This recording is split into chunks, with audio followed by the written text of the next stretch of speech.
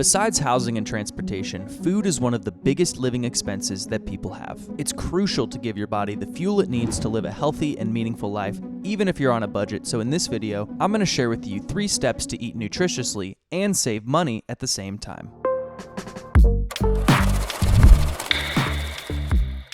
The first step to saving money on food is to understand how much you need to eat. Our bodies run off of units of energy called calories. The average recommended calorie intake for adults is anywhere from 1,500 to 2,500 per day for most people. I personally live a pretty active lifestyle, have a fast metabolism, and I'm trying to bulk up a little bit, so I usually shoot for at least 3,000 calories a day. To figure out how much you eat in a day, look at the labels on your food. Take the amount of food you eat, either by weight or another measuring system, and divide it by the serving size. Take this number and multiply it by how many calories are in one serving of that food. This will give you how many calories you're eating of that specific item. Keep a notepad in your kitchen or on your phone and write down how many calories of each food you eat, and then add everything together at the end of the day. Once you know how much energy your body needs, just remember that if you eat more calories than you burn, you'll gain weight, and if you eat less calories than you burn, you'll lose weight.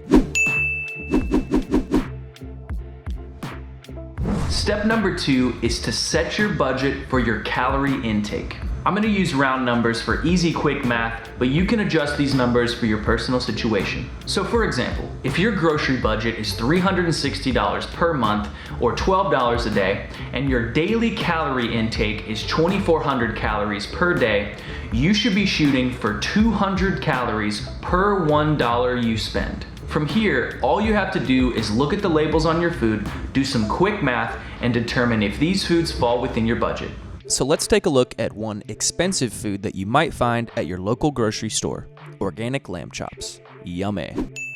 There are 320 calories for every 4 ounces of lamb. Since there are 16 ounces in 1 pound, there are 1,280 calories per pound. At a price of roughly $14.99 per pound, you're getting 85 calories for every $1 of lamb that you buy.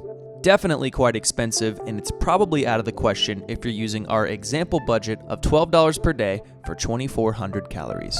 Now let's look at an inexpensive food you might find in your grocery store, which is organic rolled oats. There are 150 calories in half a cup of oats. With 13 servings in this package, you're looking at 1,950 calories here.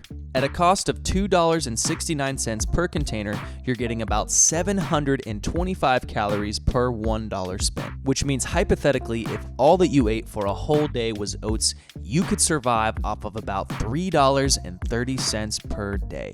A great buy if you're looking for cheap calories that are easy to prepare in many different ways.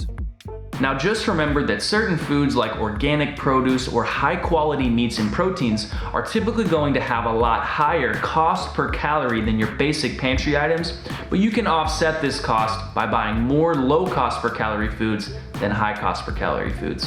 Finally, step number 3 is to find healthy, wholesome foods within your budget. Right off the bat, I'll just go ahead and let you know that your body can survive off of literally just rice and beans and a solid multivitamin. But you need to be on beans and rice right now. You don't be running around all over the world, and you don't need to be eating out every night. When I was in college, I would take some rice, beans, carrots, peas, and potatoes, throw it in a pan with some oil, saute that shit together, and that would be my dinners for the week. My grocery bill was only like $150 to $200 per month. Now, if you or your family are in a really tight financial spot, the rice and beans approach might be something to consider, but even if you add just a couple of $100 a month to this budget line, you're gonna be eating just fine, trust me.